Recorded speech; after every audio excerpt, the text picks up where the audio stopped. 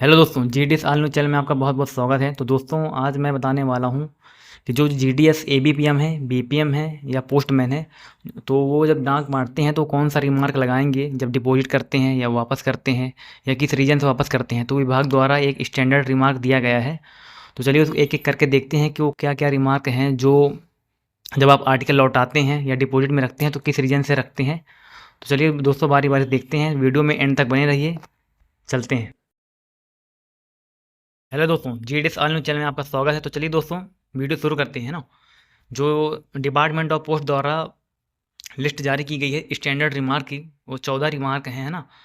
14 remark में आपको जब आर्टिकल डिलीवर नहीं होता तो कौन कौन सा रिमार्क आप लगाएंगे, तो उसके लिए डिपार्टमेंट ने जारी किया है कि ये रिमार्क आपको सुनिश्चित करने हैं, है ना, डाक के ऊपर। तो पहला रिमार्क है रिफ्यूज। रिफ्यूज मतलब लेने से मना किया। यदि सामने वाला लेने से मना करता है तो आप address is present but declines to accept the article for any reasons, तो इसमें आप रिफ्यूज़ टू सेंडर लगाएंगे, है ना। रिफ्यूज़ टू सेंडर, है ना, ये वापस चली जाएगी डाक।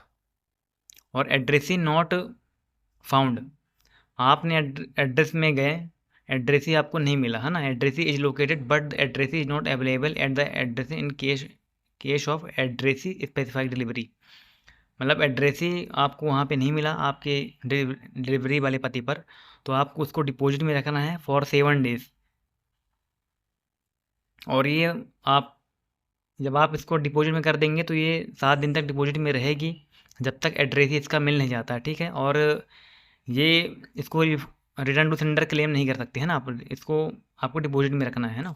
नंबर 3 है addressee left without instructions.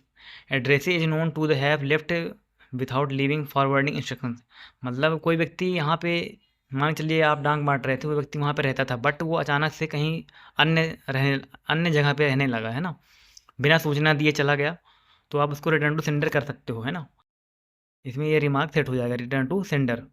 Premises locked, मतलब मान के चलिए कोई दुकान है किसी की, आप दुकान में बार बार जा रहे हैं बट वो दुकान आपको बार बार बंद मिलती है, मल्टीपल टाइम्स, है ना। तो इसमें परमिसेस लॉक्ड करके आप लिख सकते हैं।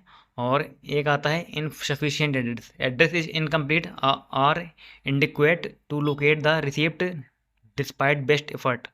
मतलब बहुत प्रयास करने के बाद भी आर्टिकल यानी कि उस व्यक्ति का पता नहीं चलता है, तो इनसफिशिएंट एड्रेस आप रिमार्क डालिएगा, ये भी रिटर्न टू सेंडर हो जाएगी, है ना। परमिसेस लॉक्ड भी रिटर्न टू सेंडर हो जाएगी। और अनक्लेम्ड, अनक्लेम्ड में क्या होता है, delivery attempt made the notified intimation served but item not collected with in prescribed time. Given time में जो 7 दिन का समय है, आपने सूचना दिया पर उसने वो डाक कलेक्ट नहीं किया आपसे, है ना। डाक कलेक्ट नहीं की तो आपको रिटर्न टू सेंडर करना है उसको, है ना। Deceased, addressee has passed away. मान लीजिए प्राप्त करता है कि मृत्यु हो चुकी है और वो आर्टिकल आपके पास आया है, तो आप उसमें डिसीज लिख करके रिटर्न टू सेंडर कर सकते हैं। और आया 8वां नंबर, रिडायरेक्टेड। रिडायरेक्शन का मतलब होता है दोस्तों, जैसे कि मान चलिए कहीं आप डांग मारने गए, है ना। मान चलिए वो डांग आपके एड्रेस पे आ गई बट वो वहाँ पे नहीं रहता है, लेकिन वो चाहता है कि मेरी डाक वहाँ पे दूसरी जगह पे आ जाए। उसके लिए रिडायरेक्शन का यूज़ किया जाता है और रिडायरेक्शन सेम डे किया जाता है ना। तो रिडायरेक्शन का मतलब यही है। और आगे देखिए मैं इसमें क्या होता है, provided to a new addresses based on addressee return instructions. मान चलिए आपने आपके पास कोई डाक आई, लेकिन वो व्यक्ति वहाँ नहीं रहता है, लेकिन उसने इंस्ट्रक्शन दिया कि मेरी डाक वहाँ भिजवा दी जाए, तो इस तो रिडायरेक्शन ऑन टाइम मतलब एट टाइम करना पड़ेगा, सेम डे में, है ना। कि जैसे मान चलिए कोई सतना रहता था, सतना से उसको रीवा भेजना है या लोकल एड्रेस पे कहीं भेजना है। लोकल के लिए कोई चार्ज नहीं लगता है, लेकिन यदि आप कहीं बाहर भेज रहे होते हैं तो उसके लिए रीडायरेक्शन फ़ीस लगती है ना, ये ध्यान रखिएगा। तो रिडायरेक्ट कर सकते हैं आप।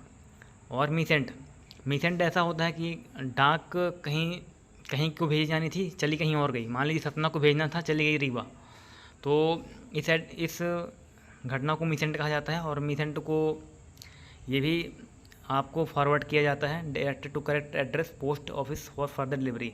इसको सही पते के लिए भेजा जाता है मीसेंट को, है ना, जिस ऑफिस के लिए वो डिलीवर होने आई है।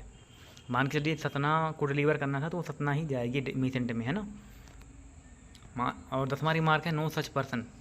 नो सच पर्सन का मतलब है कि उस एड्रेस पे वो व्यक्ति नहीं रहता है। आप ढूंढने गए, आप घर गए, पता चला कि वो व्यक्ति वहाँ पे नहीं रहता, कहीं और रहने लगा, रहते नहीं, पता छोड़ कहीं चला गया, है ना। तो आप, या फिर उसका पता ही नहीं चला उस एड्रेस पे जो उसने एड्रेस दे रखा है आर्टिकल में, तो आप उसको वापस कर सकते हैं, no such person in this address करके ही जाएगी रिटर्न टू सेंडर, है ना। फिर आता है damage, shall be dealt as per the prescribed procedure to deal with such damage article. जब कोई भी क्षतिग्रस्त आर्टिकल आपको प्राप्त होता है तो आप नियमानुसार विभाग के एक्ट के अनुसार जो भी कार्रवाई होती है वो करेंगे, है ना। और बीट चेंज में क्या होता है, मान लीजिए कोई आर्टिकल धोखे से किसी और बीट का था, दूसरे एरिया का था, आपके में चढ़ गया, तो आप उसको बीट चेंज कर सकते हैं और जिस भी बीट का वो आर्टिकल है उसका रिमार्क सेट लिखेंगे आप बीट चेंज, और पोस्टमैन PM जिस भी बीट में वो जाता है उसका नंबर डाल देंगे, अपना साइन जो भी आता है वो कर देंगे। तो ये to be invite correct beat, तो फिर वो उसको नई बीट में दूसरे दिन इनवाइट की जाएगी, है ना, जो अभी आप बीट चेंज करेंगे। पोस्ट रेस्टेंट आर्टिकल जो ऐसे होते हैं कि जो प्राप्तकर्ता होता है वो उसको एक लिखित निर्देश देता है, अपने पोस्ट मास्टर को एप्लीकेशन देता है कि मेरे आर्टिकल को सुरक्षित रखा जाए 15 दिनों के लिए, है ना। तो पोस्ट मास्टर के वो अंडर में रहता है और 15 दिन के लिए उसको रखा जाता है डाकघर में, लेकिन 15 दिन के बाद यदि वो क्लेम नहीं करता है तो विभागीय नियमानुसार कार्रवाई की जाती है, यानी कि जो भी पोस्ट मास्टर उसके लिए जो भी सक्षम अधिकारी होंगे वो आदेश देंगे, वो होता है, वापस हो जाती है ना। फिर जो भी सूचना दी जाती है उसको, फिर भी वो कलेक्ट नहीं करता है तो उसके बाद वापस की जाती है। पोस्ट रेस्टेंट में ये होता है।